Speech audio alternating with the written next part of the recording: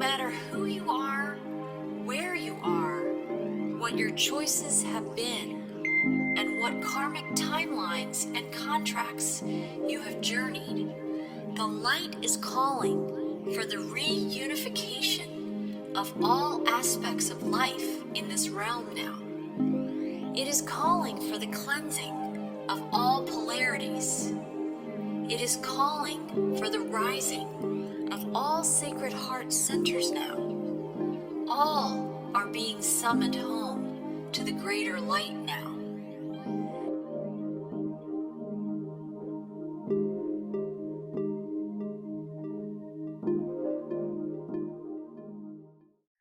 Hi, and welcome to Whole Soul Mastery's Live Well, Live Whole podcast series, where we inspire and empower mind, body, spirit, wholeness, happiness, and integration. My name is Marie Moeller, and I'm an author, intuitive, and a host of the Whole Soul Mastery podcast series. And I'm here today with Joel, and I really want to thank you for joining me in this podcast today. I'm so looking forward to having this conversation. Joel and I have emailed back and forth, we connected and just had this deeper, really, it's a familiarity, isn't it? When you connect on a higher level with people, it's kind of a remembering each other in some way. And some of our early contacts and connections, we just felt like there was something, a conversation that wanted to be had. And here we are in this podcast. And I'm so grateful that you joined me today. Thank you and welcome. Thank you so much for having me. I'm honored, and yeah, that's definitely the case. When I first came across your works, I was like, I know all this stuff. The stuff she's talking about is like, I mean, literally, I had actually already been receiving really similar info, and through the course of listening to your stuff, I always listen to all your current stuff. I can't listen to all your stuff because you put out so much stuff. I don't have enough time, but you're so productive. But your attorney stuff I always listen to, and it's always, I mean, sometimes there's exact phrasing. It's amazing sometimes how connected that it is. And so, because we're all, we're tapped into the same area of total consciousness, obviously. And right. And it is a gift to be able to recognize that in each other, is that when you feel that resonance, you just feel that knowing and that familiarity inside ourselves. And so, before we get into our topic and some of the things that we're going to talk about today, what I first wanted to do is invite you to share a little bit about how you found your way onto the path of this kind of language, the awakening journey. We can call it the avatar's journey, the hero's journey, the great awakening. It goes by many names, but it has a similar common core, right? Yeah. Well, gosh, that could be a very long story if I go back too far, but I will start at the beginning, but I'll try to keep it as brief as possible. If I start rambling, let me know, because I do sometimes do that. But as a young kid, I was highly empathic. My mom's highly empathic, and my dad actually is, I think, in a constant state of channeling, and but they don't realize that so much. They don't understand exactly, have the understanding that I do of what exactly that means. But as a kid, I had a lot of imaginary friends, and at a very young age. And then as I got older, I kind of outgrew that and got really into sports. But I look back now, I was one of those people who'd really get in the zone. And so I was still doing that. And I always had a motor mouth. I was always singing. And I was like, your description in your last, I think it was your last Arcturian debrief was about well, no, it's your post, your analysis, your breakdown. Okay. You were talking about how you were that 1,000-watt bulb, and I was like that as a kid too. I just had so much energy coming out of me that it was just other people that could only take so much of it, basically. And when you're in a constant state of releasing energy, it's not always, for me anyways, I wasn't always so great at letting other people have their space for their energy. I didn't understand that, and I still occasionally struggle with that, but I'd say the last couple of years I've gotten a lot better with that. I was always very good at channeling, but not so good at listening, Interesting. And so that's something that I've luckily through this awakening has really improved for me, because I'm starting to see that that's receiving in pretty much the same way, just a different perspective. Right. No matter who's talking, they're all channeling the divine, basically. Right. Exactly. No matter what you're seeing play out in front of you, that's the case. So see, I'm already off on a tangent. So anyway, so I grew up, doing a lot of sports, and I got married really young. I jumped into a marriage that I was in for 21 years, but it wasn't fulfilling in a way I needed it to be. And I think it was both sides. But during that time, I was a firefighter. I started at age 21, so I was thrown into this, you know, a lot of darkness really in that world that you're dealing with, that you're healing. And as somebody who's highly empathic, you're drawn to that field, but then also it really beats the heck out of you, And so, and then it's particularly with firefighting in a busy department like I work for, you don't get a lot of sleep. You get a lot of interrupted sleep, and that really messes up your serotonin. And so I would, over many years of this, but with all just, everything that was happening around me, I went from a very happy, upbeat to having depression and anxiety issues. That I think was, there's all kinds of layers of, why and within a cause and effect. But if you just stick with the concept of serotonin, I think my serotonin stuff just got really low. And so I went through, and then I injured my my C5-6, and I'm having to have a fusion surgery. Wow. And I've injured my lower back as well. And so and then I was on medication.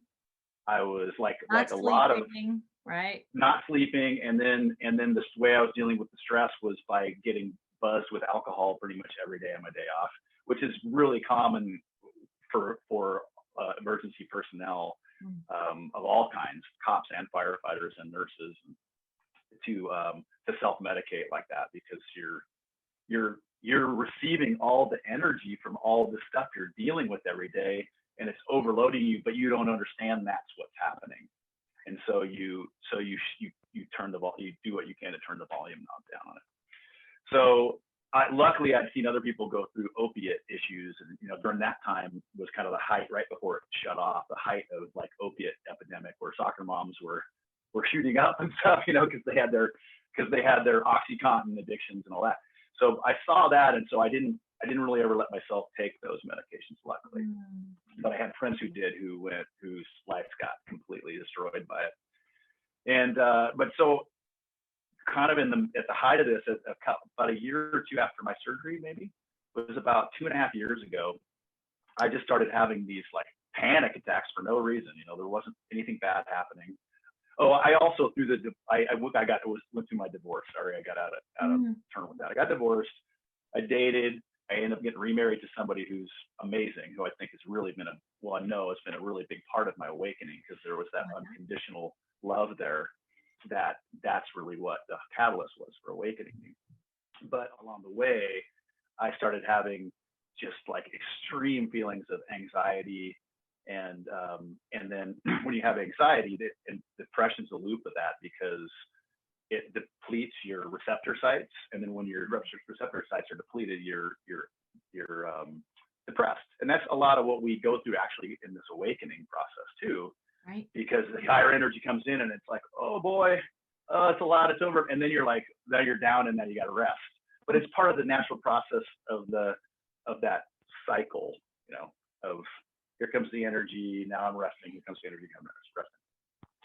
But so that's what I just one night I was just having I had this panic attack. I've never had before. I've never had anything like that happen. I was hyperventilating, and I went and laid down, and all of a sudden I had this I didn't know anything about energy or vibrational stuff at all, because I was completely sucked into this firefighter, frat boy world.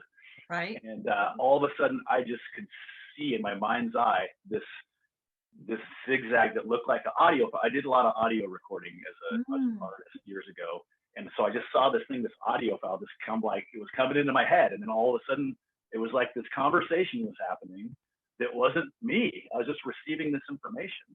Wow. And that just never stopped. And so I got used. So that's pretty much my awakening. And within that, all of a sudden I started to understand what it meant to be benevolent and heart-centered outside of the context of what other people's expectations of that are. Does that make sense? It does. And that's something, as a child, my whole life, my ability to empath and feel other people's feelings, I became a big people pleaser. And because there were two things happening. One, I didn't want anybody else to ever feel in pain, and I somehow felt it was I could fix that. And part of that had to do with my family dynamic at home with my parents. Right. But that I was kind of it was kind of my fault that those things might be happening sometimes or whatever. Nothing crazy. My parents are really good people, but that's part of what we all do that as parents, right? What's wrong with you when the kid's acting up? Right. But I actually somehow believed deep inside me that I could actually, that if somebody was having issues and feeling bad, I needed to rush around them and accommodate them in a way that would make them feel better. And that's kind of how I lived my life, and kind of why, my marriage went wrong. And because that's not really how it works. It's kind of upside down from how it works, right? It's about, right. It's in alignment so with the matrix. That's in alignment with the upside down matrix. Us being upside down too, then we're a match. But that's the learning process, is you have to go through that to realize, to gain the perspective, to say, is there another way of being here? And when I listened to your story, which is amazing, because that's really the first time I've heard some of your journey, and I know a lot of our listeners can identify with what you just described. And I, we can call it being an empath. We can call it being really sensitive, being a sensitive child or a sensitive person. Empaths, we can be like sponges, and we're picking up on the energy of everyone all around us. But because we're not given this language as children, and that's not in any way taught as part of helping us with our self-understanding and our own personal development, our own, becoming who we are, we don't have that language. And not everybody is experiencing that, because some people are more shut down. Some people are more closed in their heart centers. But empaths, just by the nature of being who we are, we're like wide open. So we're wide open, but we don't have any language for being wide open. The assumption is oftentimes the assumption is that everybody around us is feeling exactly what we're feeling. We don't know any different. And we don't have they are. Just the volume is a lot lower on it for it.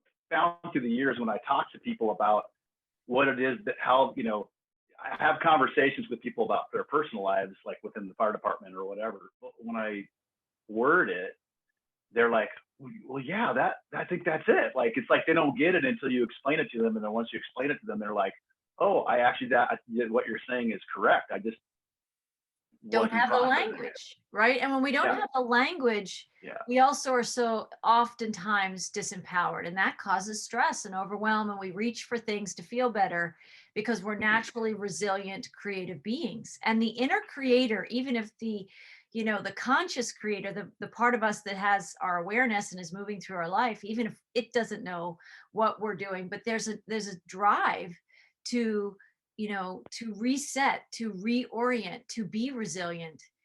And it finds its way. It finds its way. If it's self-medicating with alcohol, then it's going to do that to help us in the journey until we learn better skills and we learn the language of what's more true really about us and what our gifts really are here for. Well, and as we awaken, it's great that you brought that up, because it's part of this concept that a lot of people call the perfect path, which is like, hey, I'm on my perfect path, no matter how much it doesn't seem like it at times, based on what my expectations are, based on this upside down concept of how things are supposed to work. But when we first awaken, we end up kind of in spiritual ego, which is, and most of us are still stuck in that to a certain extent. Very few people, I think, are out of spiritual ego. And what I mean by that is there's these feelings of you're intuiting what your kind of future is. You're intuiting the light codes that are coming in, the new ones, and you're not there yet, right? So you're there in that moment as it arrives, but now all of a sudden you're back and you're like, oh no, I'm not doing the thing I thought I was.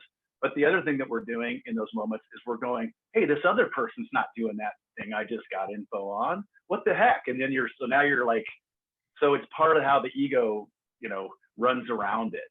Right. And so, and that's part of duality, part of, just like the other day in that conversation got into like, well, this is how it's supposed to be. Well, this is how it's supposed to be. Well, that's spiritual ego. And I don't mean that in a judgmental way, because it is for sure part of the process that we're supposed to experience it.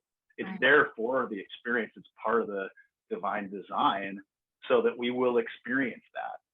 Right. And as we awaken more and more, and then you start being able to see it, then you can kind of go, oh, okay, now I get it. And then when it's happening, when you start realizing, hey, that's part of the perfect plan and part of the design, then you can kind of more easier and easier let go of it and recognize it, that the judgment that you felt in that second or whatever as divine also. And then that really starts releasing it in a hurry. And that's when it starts really peeling off, Right. It is. I can say that a lot of people don't know how to access this, and maybe that's something else. I mean, we have lots of things we can talk about. It's so exciting because we're in the realm of quantum now. So there's like infinite possibilities. But how we access and actually live the energy of the witness observer, right? Yeah. Because a lot of people, we've been living a lot of concepts. When people at least step their first little pinky toes into what we could call the perfect path or the hero's journey or whatever we want to call it, but we start awakening to something more. When Yeah. we just first enter that journey, we start learning a language and we start learning about concepts and things, and it oftentimes can be conceptual for a little while until it becomes more of a practice and a lived experience, until it becomes Yeah. you, right? So Yeah, it's like a state of being. It's like moving from doing to being, basically. right, moving from doing, Which is also part of being the moving to that witness observer perspective is moving from doing to being. But right, we're in this, within this consciousness that we're in now, we're in a seesaw of that. I don't know. I have never met anybody in person. I'm sure there are people out there who's in a state of witness observer perspective all the time. But then how would you know? Because it's not like because when your ego's gone that much, it's not like they need to tell anybody about it. So, correct. They're just so that essence, right? They've just yeah, become one yeah, with source, and that's like being in the world but not of it. That's what the witness observer really, that's a mastery of being in this world but not being of it, so not being yanked around. We don't animate and react to all the things. We're in a state of divine union. I think that's also a part of being the witness observer and living that in our lives. But yeah, hearing about that, and anybody who's bouncing in and hears our podcast maybe for the first time, they say, yeah, I really want to know how to do that. Like, I really want to know how to be that. It is a practice. It's something that you do cultivate over time. It's like a new vibrational habit. That's the way I understand it. It became Well, a new vibrational habit in my life, and I think it did in yours. that is true, and that is one perspective. But from a witness to observer perspective, it's kind of not. It's kind of happening automatically because you're just over there witnessing it. Right. So that's part of the seesaw. We go back to like, oh, I have this practice that I'm doing in Right. order to create this witness observer. So that's part of the seesaw. And the more that unravels, the more you start to realize that the doing part's more part of the just the matrix, The the illusion, lower the right? The illusion. illusion. But it's part of the illusion that we're supposed. There's nothing wrong with it. It's not any less than. Right. It's just where we are in our journey now, and it's why this journey, we as creator or co-creative higher beings or whatever your perception of it, how that works is, it's the reason that we're here is to experience that. That's Yes. the point. Yes. Within, this is just one of the many parts of their journey. It's not like Oh, we kind of, I think as light workers who are very focused on, the emancipation of the planet Earth, mm, we lose sight into thinking that that's like the finish line somehow. But it's not. It's just one experience along the way. I think it is a journey of discovery. It's not, I guess I wasn't saying that we are creating the witness observer. We're actually peeling back the layers of what we're not, so that what we truly are is the awareness, is the Yeah, source energy that's present. And I think that's what we're in whatever, in the emancipation of the planet, in the awakening journey that many of us are engaging right now. And more are being summoned and invited and activating in this experience too. We are learning this language of the witness observer. Some people are learning more about the empathic nature we have. That's what makes, part of what makes us human, and part of what makes us divine is our ability to connect with each other. And there is something in that. I just wanted to say that one more time in this podcast, is that there are a lot of empaths that until we learn some of this language, that in and of itself is overwhelming. And sometimes being an empath and being, kind of being a sponge for all the energies around us can cause us to shut down, or the self-medicating, or those things, until we learn that it's a gift, right? It's that in that Well, upside down world, it's a gift that seems sometimes it's something challenging to manage. Or maybe we were like that, I don't know, the challenging child in our family. Or I think there's a lot of kids in classrooms today that are really sensitive, and it's hard to sit still all day, and they can't move that energy, and they're picking up the energy of everyone around them. And yeah, yet, it's one of my daughters is like that. Yeah, it was like that. Yeah. right, and Yeah. they're just, we don't, our world and the structures and the systems that are currently in place from the old 3D matrix isn't supporting that energy of flow and movement and having time out in nature in the day. And no, they're in classrooms normally without COVID, at a desk, and having to be cerebral most of the day, all day, every day. In these conversations, it's bringing back a sense of valuing that empath inside us, and that guidance system, that GPS system, and the higher sensory abilities that we have, that they're actually purposeful. And Yeah. you've been uncovering your gifts in this way, and it's amazing to see that transformation in yourself. Like, I'm sure you feel that more, you understand yourself a lot better. Yeah. I'm not. I mean, it's interesting because I'm sure that probably part of what you've been getting the last week or two is a lot of this witness observer stuff, because I've just been getting pummeled with it, and then kind of really experiencing it at times significantly. So like, this is all relevant, and this is what I really feel in the podcast that we do. I also, in my nonprofit Whole Soul School and Foundation, we believe the conversation is the education, and our world is going to come around to energies like that. That it's not drilling down memorization of formulas, and it's not, all that information is going to become available. It already is, essentially, with the internet, Yeah. right? It's this energy we can portal into when we need to know these things. And otherwise, we're designed to be lighter, freer, and not saddled with all those have tos and all of that denser material, unless it's part of our specific path and service and purpose to be somebody who can call up, formulas and just heavier things that have structured many of our lives, and people's lives who have been through school, who've been through the system, right? And the system of going on maybe to college and getting degrees and all these things. It actually takes us away from the witness observer, because we identify more with the outer world and its rewards. And then that empath gets shut down, and we're we succeed if we rise into performing and all of these things.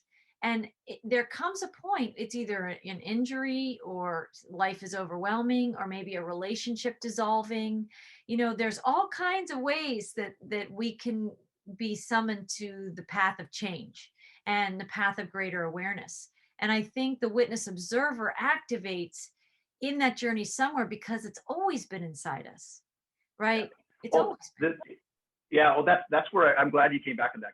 So if you look at it conceptually, as the witness observer is the silence that's in the center. It's the, if you I don't know if you, just to give just basic particle theory, which I don't understand, by the way, but I'm going to give you some. oh, I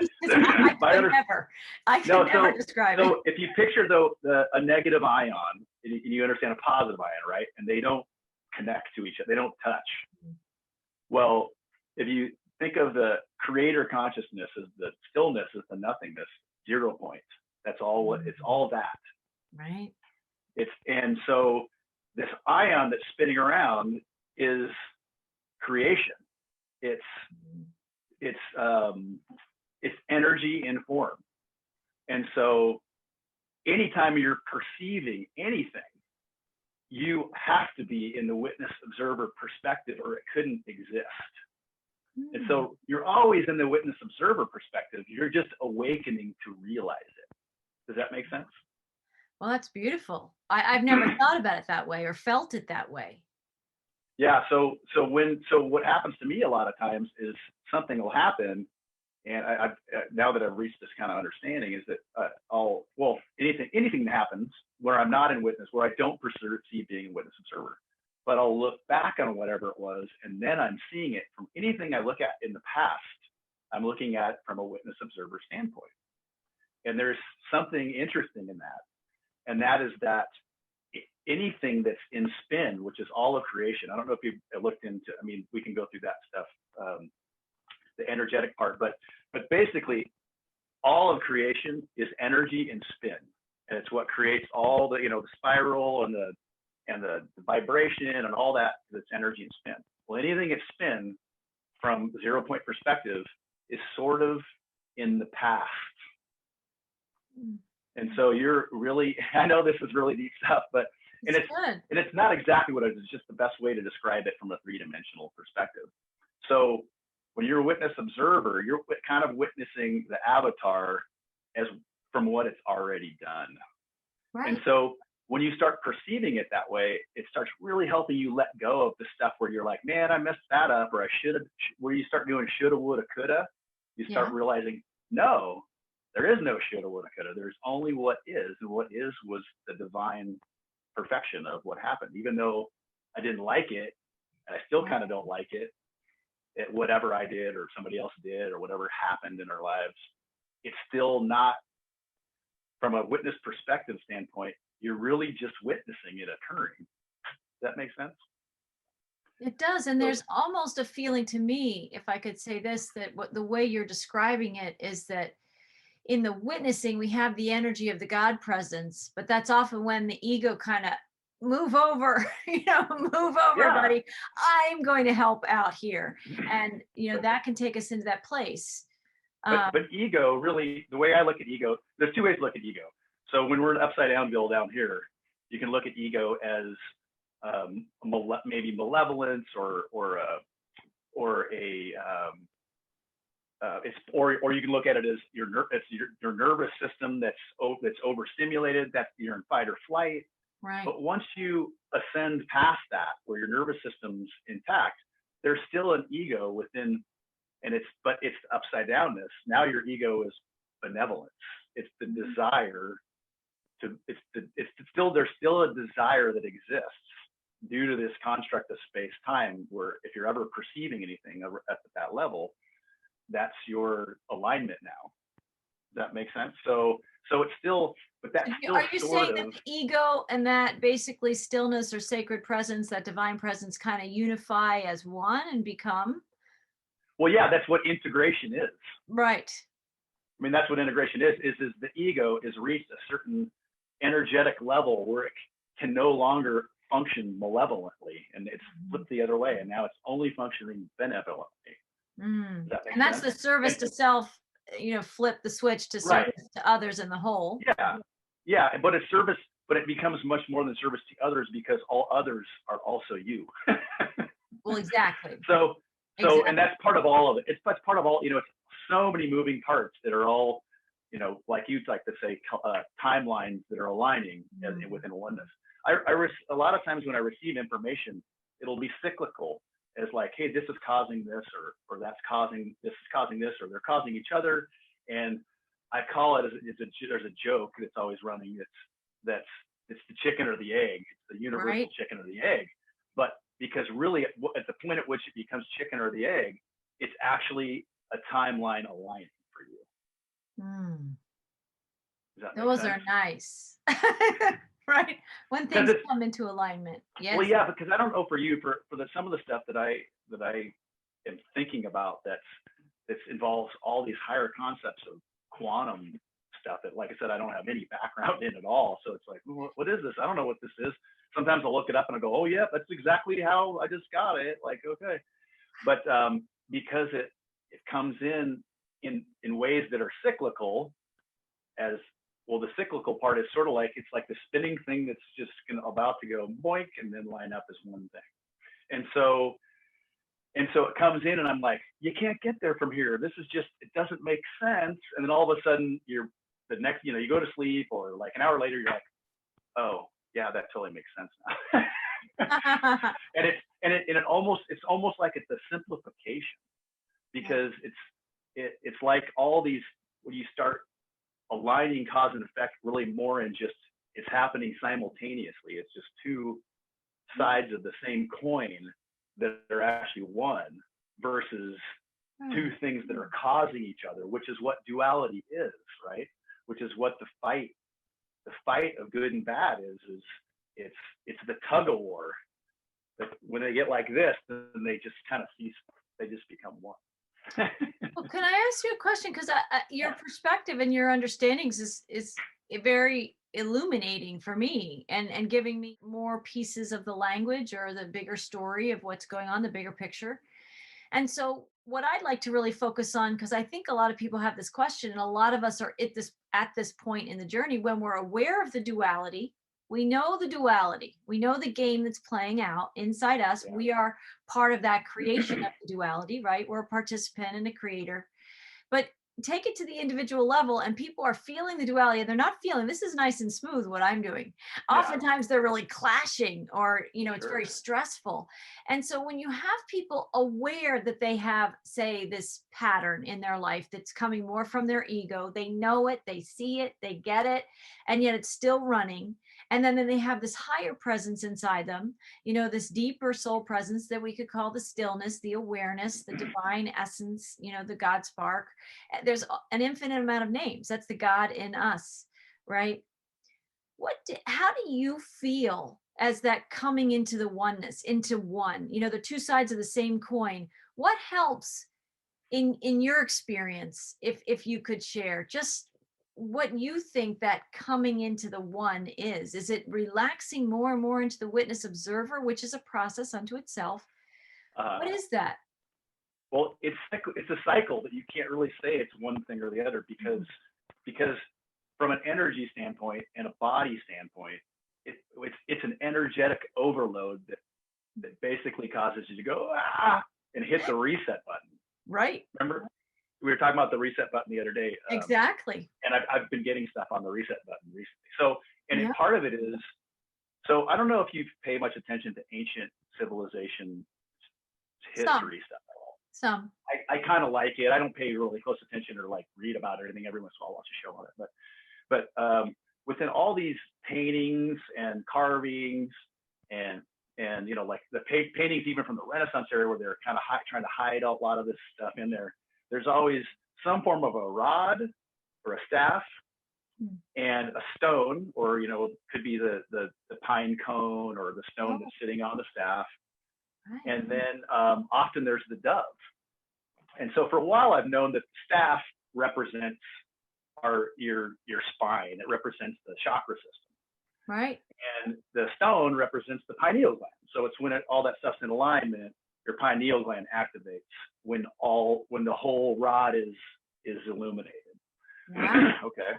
Yeah. So, but I finally realized what the dove was. It's often referred to as the Holy Spirit, but it also represents this area of your throat where if you were to look at a cutout of it, it looks just like a dove.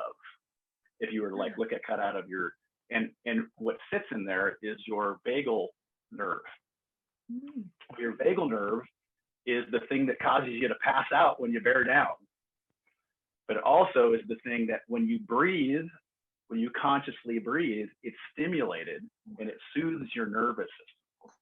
So whether you're hyperventilating or whether you just like something crazy happened, but for me, like when I do yoga, a lot of times I'll stand up and I'll do this arch back, and all of a sudden I'll just see geometric shapes will come. Like I just get this blasted energy. So I've been going for a long time. I've been going, okay, well, eventually it'll come to me what this is.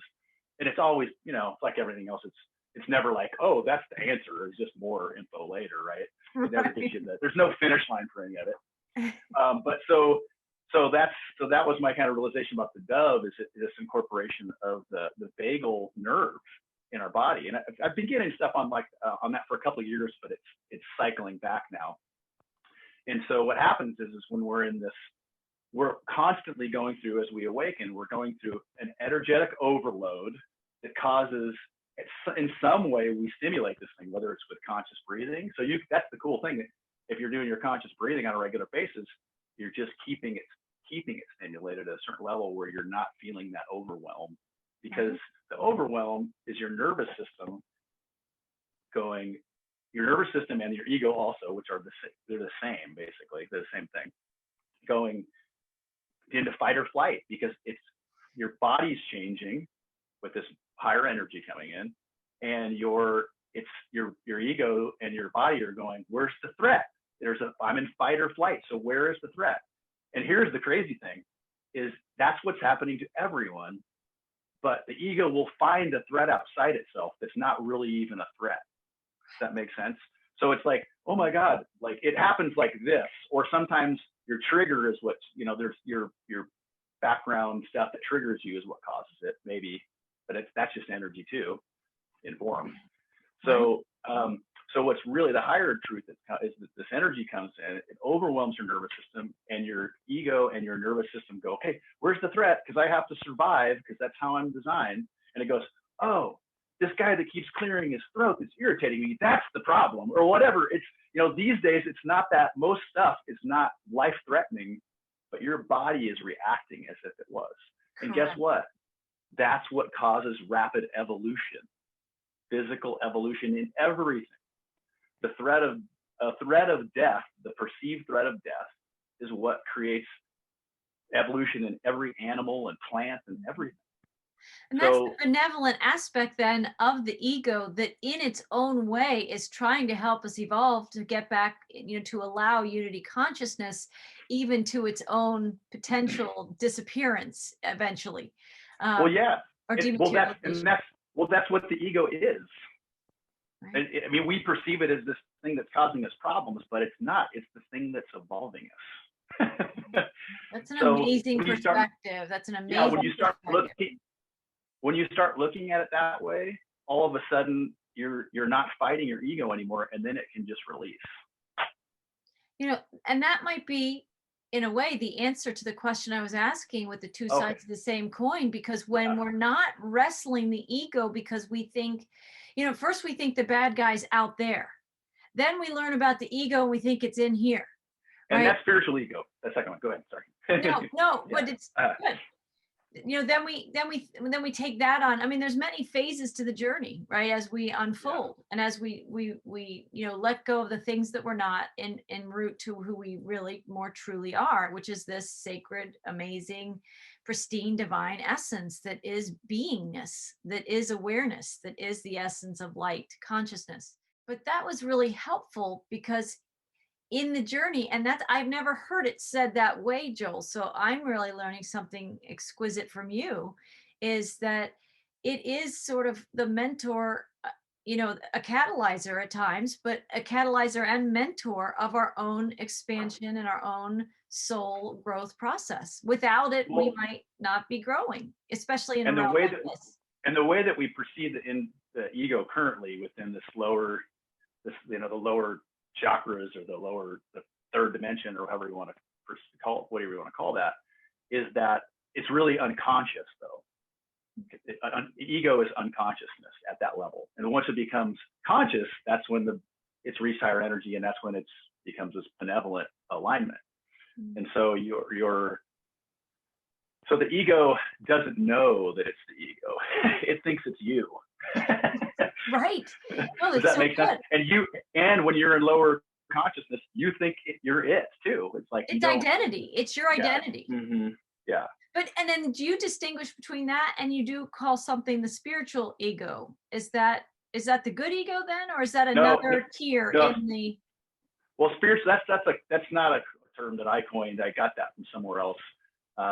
It's just a way of describing when you awaken and you suddenly realize that you're going through changes, and then the ego becomes the bad guy that you're fighting against. That's more spiritual ego.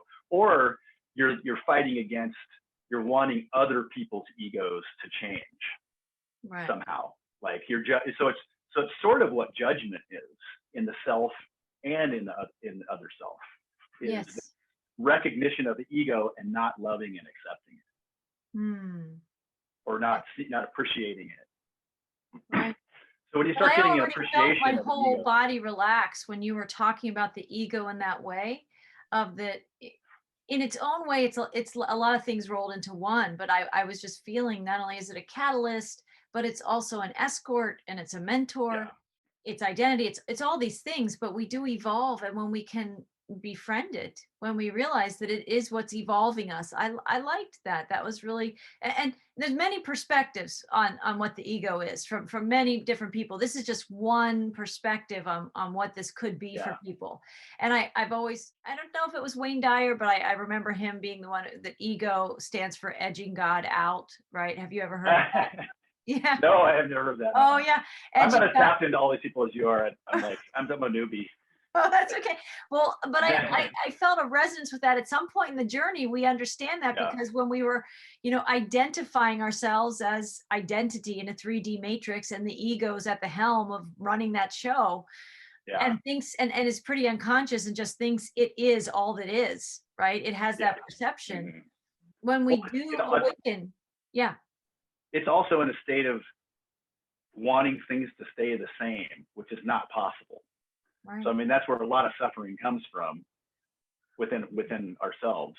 Is that the ego wants things as they are, and it's very clever about the way in which it will fight to keep Oh, things as they are, and it'll get you to do all kinds of stuff oh that's yeah. not that's not it's not good for you. Right. And Well, and and it wants to maintain what it's set up for yeah, you. So, but guess what though? What I've come to realize is that I used to see that as, oh, tricky little ego, man, I got to fight against this thing. Well, some of it's tough to decipher what's what, right? Because you're still thinking in cause and effect in this way. And that's that. Sometimes though, that thing the ego wants you to do is what you actually need to do to recover and rest from the physical upgrade that you just got, that from the fight or flight and the evolution that your body's going through. And so it kind of actually, there's a lot of wisdom in the ego too. And so a lot of times people feel blocked. And I've had a lot of this because my journey's been so rapid. Mhm. And that's that you get this overwhelmed ego, and now you're just like kind of laid out. You're tired and you need to rest, but you're thinking, oh man, I need to get myself up and go do some yoga and do all the things that'll make me feel better. Well, yeah, that's true when it happens, when you get to it.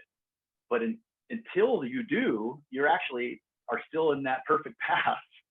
So when you look back on it and go, man, I should have done this and I should have done that. No, that's lower thinking. I mean, if you're thinking that way, I'm not judging anyone for thinking that way. But when we start being able to look back at it and go, no, the ego actually was right. It had to be, because it's the perfect path. So in that context, does that make sense?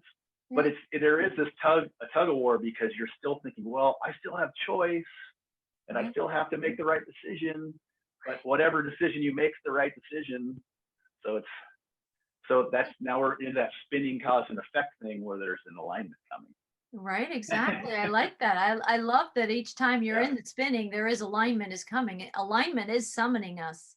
So it's you can almost think of it as like you're in the whirlpool. It's the vortex, right? Right. And that the closer you get down to where it's about to be kind of more towards 0 point, where it's more of not vibration, not wide, it's like higher vibration.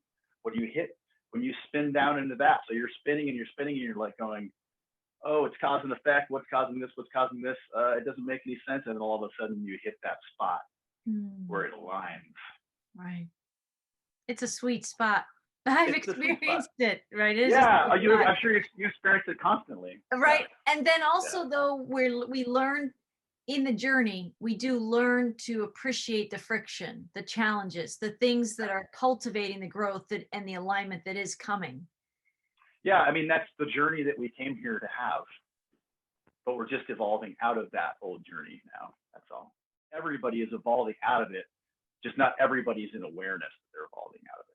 Right. Correct. And not everybody's on the same timeline where they're actually evolving out of it anytime soon, like within their current perceived lifetime. Right. And No, exactly. that's something that takes this higher awareness too, in order to like kind of manage all this in a way where it's like, it's all goodness, is to be able to perceive it. It's part of it has to do with losing your fear of death by understanding that we're actually immortal, that we go, that all this stuff goes on forever, and that this is just the training wheels area. And so when you end up in that level of faith where you understand that that is true, then you start really being able to see other people's journeys where they're in difficulty as something that you can accept as and heal as a release, but not necessarily in a way where you can fix it like right now. And that's the difficulty with being an empath, because you really want it to go, well, if I can't fix it right now, then things are horrible. Like, right, that person's suffering over there, and I can't make it go away. It's like, this is awful.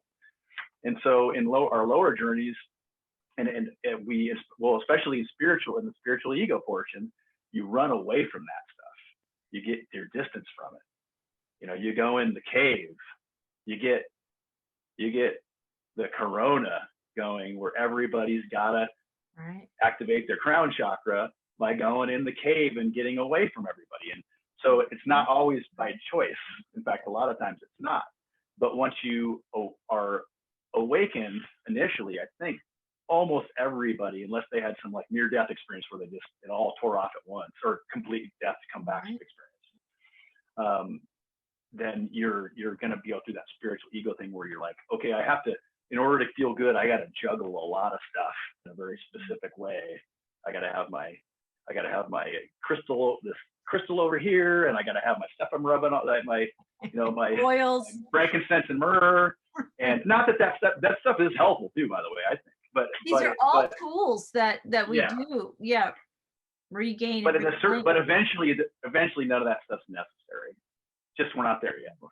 That's the spiritual scaffolding. I mean, that would be my language. Yeah. That's all part of the spiritual scaffolding that's building the bridge. Yeah. It's getting us from, not that they're linear destinations from like A to B, but it's supporting us and holding us. That's like spirit and source and all that great cosmic energy, helping us to not run and to acquire and cultivate some of these skills. And discernment kept coming up also when you were talking about, at that stage in the journey, and you have this gap and this chasm between who you were and how you were perceiving and who you're becoming. Yeah. Discernment is some critical boards in the bridge. There's some critical stones in the fog that help us make those leaps and feel safe to make the leap, at least to the next stone, at least to the next point in the path. Well, and that's the interesting thing that I've experienced, is the stones in the path thing's always been coming to me. And I used to actually run on these rocks on a jetty in the ocean, and I was just in constant awareness of like, this is representing these stones that I'm leaping from. Yes. And I could sprint without thinking across these stones, like, and it didn't make any sense that it was happening. Like, I don't know if I could do it now, but at the time I was just like, I'm sprinting across these stones with these gaps, and like, if I slip at all, I'll hurt myself. But I was just like, okay, I'm just gonna run across them. But anyway, so that's a whole other thing. But the stones, though, the thing that's interesting about the stones is that, and this is part of that scaffolding, and I like that description better than spiritual ego. Yeah. I like that. Yeah, better. Spiritual scaffolding. Yeah, I like that. So your spiritual scaffolding, or maybe even just look at it as the stones too. It's just kind of the same thing. So, but as you go from one step on your scaffolding, or one stone to the next stone, a lot of times through this process, it requires totally letting go of all the stones behind you. Yes. And so when you start getting into, especially sixth density consciousness, which is a higher level of this witness observer, there is this, I have to let go of the idea that I'm controlling everything. So there's this lower idea that's really based more in ego, that if you are, but it's still great, because it's still like, it's a stepping stone. So It's still wonderful, but it's not really what's happening. It's a little bit, I want to say delusional, because it's not really the best word, but it's one perspective of reality that's still it's still kind of down here. Does that make sense? Yes. So it's this idea that you can, if you just want something bad enough, like, I want this new car, you're going to manifest it. Well, that may or may not be what happens, but it won't have anything to do with that, because because the ego can't manifest desires. It doesn't work like that. Mm. So it has to happen from these higher energetic level. That's the collective consciousness level. So the thing that at this level that we can lean towards manifesting is this, peace, love, joy for everybody. Like this changing, this general changing of our society and planet Earth, and that's really happening anyway. Right. So at that point, it becomes more like, okay, I am grateful for the future thing that's already happening. Mm-hmm. Does that make sense? Right. No, it does. Yes. Yeah. And that's kind of more, if you want to get into the understanding of co-creation, and I don't fully, a lot of this is just coming out. This is not an area of my life that I live in. I don't live in a state of co-creation. In my perception, I can tell you that. But it really is about that. I saw a film once that showed these guys that were doing healing, were breaking up some cancer and just making it disappear. It was somewhere in the East, and they're speaking a different language, but they're saying already healed, already healed, already healed. And so they're in tune with that concept of being able to, and it's kind of some of the stuff that these Arcturians talk about in your transmissions, where it's like you're connecting to a future timeline. Right. So all possibilities are hanging out there. Right. And through 0 point, through becoming this witness observer, you're able to connect to that. And that's really what co-creation is. But I don't know that there's too many humans on the planet Earth that are actually manifesting material objects with that skill. I think we are, but whether or not we know that we're consciously doing that, or I think just like you said, how you jumped across those rocks, there was something inside you that was like a larger than life presence inside you, that was like a divinity, and you became like air. Right. And I think there are times that whether we're angry as a creator and we're an unconscious creator, but we're angry and creating, I think things do manifest where things that we don't even want. I do think that there's this higher level of creation, but I think that we grow into being able to be a conscious partner of what all that is, which I think is also what you're saying.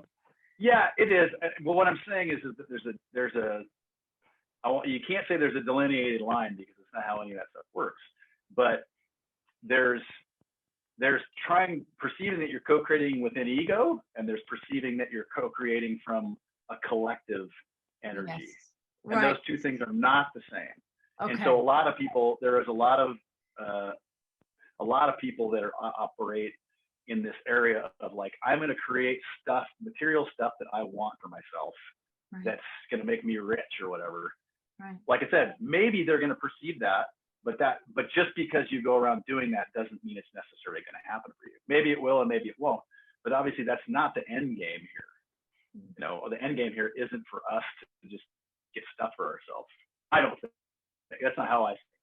Right. Well, I think we're learning, this whole thing is a journey into conscious creation and really at some level co-creation and becoming this awareness and all of those things. That is part of that spiritual scaffolding that we learn that we are these conscious creators, and we set about, let me practice with that. But I think we become vibrational creators. And I think that's really ultimately also some of what I hear you describing, is that if you're just manifesting a thing, a coveting, a wanting, something like that, that's also very different than becoming the essence, becoming that which you seek. And that's a different journey. For sure. That's collective thought. That's more collective, right? That's the language, right? Is the collective thought. That's exactly what I'm trying to say. You're saying it better than me because I don't have any experience with it. I've experienced this many times, and there's two things that I want to seed in this conversation, and then I'll have to have you back because we have so many things to talk about. But one thing I wanted to say, in alignment with that gratitude and that appreciation, which is part of what it becomes the vibrational creation, which is what we're talking about, becoming the energy of that which you seek to become or seek to experience or seek to have. There was an author, I think his name was Charles Roth, and he wrote a book called Mind, the Master Power. And I think he might have been a Unity or a Unitarian minister or something like that. But in his book, this always stood out for me. It was a quote that he said, gratitude is seeing the flower in the seed. Gratitude is seeing the flower in the seed. So it's appreciating already what already is and is Yeah, yet that's to exactly become. and that's exactly what those people were doing that I was describing that were doing that Yes, already instantaneous healed. healing. Already Yeah. healed, So already healed. The knowing of that and the doing of that is what we started with today, is that's the journey. That is the vibrational becoming, is the vibrational well, allowing of and that. I think part of our co-creation as light workers for a lot of us is that that's what we're doing with the new earth. Yes. And it really seems like, wordsmithing or reframing in terms of going, oh, I'm just going to say, but that's not what it is, because you actually do know that that's what's going to happen, and Yes. that's what really creates it. Is that and that comes from and that part is really something that comes automatically, I think. I mean, you Yes. can practice it and sense it and have this sense that you're practicing it. It's the fake it till you make it, but that's just intuition about what's already going to happen. Right. Does that make sense? But for So some when you're people, they need those steps. Like some oh, everybody people, I does. was one of those We people all for do, I think. sure. That No, we like, all do. Yeah, yeah, you we know, all do. It's just once you get past it, you can look back at it and go, oh, all this stuff that I was forcing myself to do, I really wasn't. That was intuition about what was always going to happen. right. And that was also part of the spiritual scaffolding that helped you get to that place so that you could Yes. even look back and see, oh, I Yeah. was already doing it. It was already, I was already on that timeline. This is just Yeah. how I manifested those stones in the fog for myself. That's how I experienced the creations I was making to be here Yeah. now, to be here now. Yeah. And in some of the things we do, it does feel like uncomfortably forcing it sometimes, but that's never what it is. That's your nervous system being overstimulated. Yeah. But it just seems like that in the moment. Yeah. Yeah. It reminds me just of a song by Janet Stanfield, who she sings a lot of wonderful songs about this journey, but she sings a song about I'm waiting for my happiness. And in the song there, it's very funny. It's kind of a song about manifesting when you begin that portion of the journey of becoming a conscious creator and maybe feeling like you're pushing the river sometimes. And her whole point is, I've done this, I've done this, I've done this, and I'm waiting for my happiness, and what I'm trying to manifest hasn't come, and I don't have all day, and it's almost lunchtime, and when's it going to happen? And it's a great song because we all, any one of us who's experienced any of this, it's not a goal, it is a desire or something that we are practicing at some level, some new skills. That's that point of the journey. It's very fun. I found, and I still do that, because in our journey we go spirally, we go deeper and broader and wider on the Mm-hmm. story arc of the lives that we're living, and While also zooming in, while also right? zooming in and Yeah. getting more and more aligned. And I think we can do Mm-hmm. that to an infinite level, because this is an infinite creation, really. It's a fractal, and that's Yeah. what happens. I mean, if you've ever looked at a fractal in motion, like a video of it, but that's Yeah. pretty much what happened. It's zooming in and zooming out all at the same time. Right. Exactly. But That's but us. but really, what it is it's actually just you in one spot with it moving around you in a way that's creating that illusion. That's what that's what the higher witness observer perspective is it's all coming to you. It's And- within that Merkaba that's creating that illusion right. of the Right. through spin. It's that spiral. It's like, you ever see, the old movies where they're like, hey, we're going back in time, and it's just a spinny spiral that looks like you're moving into it. Right. That's what all of reality is. Right. It really is. It's just this spinning, and that's why you see that spiral everywhere in the Right. ancient, civilizations, is Well, because it's there you in go. this, right there. Well, it's in the design of everything, because it's the Fibonacci sequence, is it? yeah, Fibonacci, exactly. There you go. Fibonacci. There's a lot of different names for it, but I think the math and science guys call it phi. It's the Oh. 1.618 ratio. Oh. That really is kind of like, one plus 2 equals 3, 2 plus 3 equals 5, Right. 3 plus Exactly. 5 equals 8. It's the double. And that's the vortex math too. The doubling vortex math. Right. Right. So it's all the same thing. It's all created by the design of the spiral. It's kind of like you're just staring at this moving spiral, and it's fooling you into thinking you're actually in there doing stuff. but you're just the creator of that spiral who's witnessing it, because you are ultimately the negative ion that can't actually be touched by the positive ion. Right. At a feeling level, because that's where I go. For me, it's both. It's all of that. It's the positive and negative, and it's Yeah. the Oh, it is. inner and outer. And for me, the experience of that is when we do find ourselves in that place of alignment, or when we're in that place of consciously summoning something in. I mean, that's what creator, source, God, Yeah. the great mystery, whatever you want to call that, is in absolute bliss at creation, because Right. it's happening millions and billions of infinite amount of time, and it's only expanding the light and the consciousness that it already is, right? And Yeah, we're all exactly. a Well, part of that. it's getting to know itself, because It's getting to know itself. without something outside of itself, it doesn't know what it is. Right. Right. It's the theory of relativity. Right. It's all about all of creation, all energetic portals that we take on and receive and all that are all just infinite additions to our collective perspective. Wow. And it's interesting that some of these things that I'm saying, hey, this is how it is, this is how it is. It's really not true. That's just one macro perspective, but they're all occurring simultaneously. Right. They're all occurring simultaneously. So that's just kind of I'm just giving you my perspective as it's coming out in the moment, Right. or maybe the perspective of whatever energy is coming through, but it's all occurring simultaneously. Yeah. So all these, and that's what actually creates the quantum field itself, is these infinite perspectives. Right. So the portals themselves are, in terms of the way we process them as human beings, are perspective. That's kind of what they are. So at least it's one aspect of it. It's one aspect of it.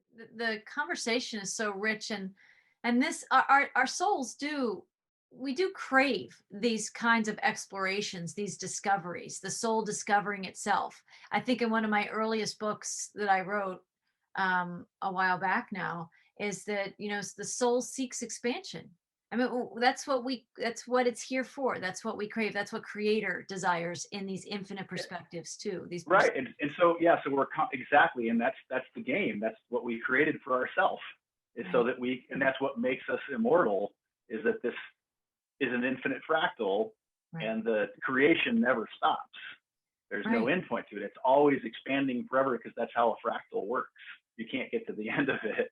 And so, but at the same time, we're zooming out, right? Which is the return, which is we're receiving the whole fractal larger and larger and larger, in a way where so there's a simultaneous expansion and return that is actually mathematically just like it's converse is the word. Yes. Converse. And I just got shown a pair of Converse with a star on the side. Right. Converse. Spirit's awesome, right? Yeah. So it's kind of like, well, it's not kind of like, it is just in the way everything else is. It's just two sides of one coin. Two sides of one coin. I can't tell you the number of times that message has come to me in my journey, that two sides of one coin, and we're the coin. Like, we're that all over are. Correct. And that coin is that vortex torus complex, really, in terms of like a way it's structured. Yeah. But maybe we'll have to talk about that at a different time. This is fantastic. And I know this seeds a lot of other conversations, and we'll definitely do this again. And I'm so grateful to hear your story, and to just be able to stream in this, the deepening of understanding, because that's what souls want. We do crave seeking to know ourselves deeper and deeper and deeper still. So I really want to thank you for your time. Thank you so much. Yeah, your messages, and we'll do it again. And I just want to thank our listeners for joining us in this conversation. And people can find more information about Whole Soul Mastery at wholesoulmastery.com. I am in the process of rebuilding that website and combining Frequency Writer. And so there's an expansion coming with that. But I would invite people to go to wholesoulmastery.com and sign up to be on the list to receive future notifications about inspirations happening and to come. And you can find this video and other podcasts to inspire you and to elevate you in your journey at Whole Soul Mastery on YouTube and other social media platforms. And if you like, you can also listen to us through platforms like Spotify and Apple iTunes and things like that. So I want to thank you for joining us today. And until next time, we send you blessings in your journey, and we'll see you soon. Blessings.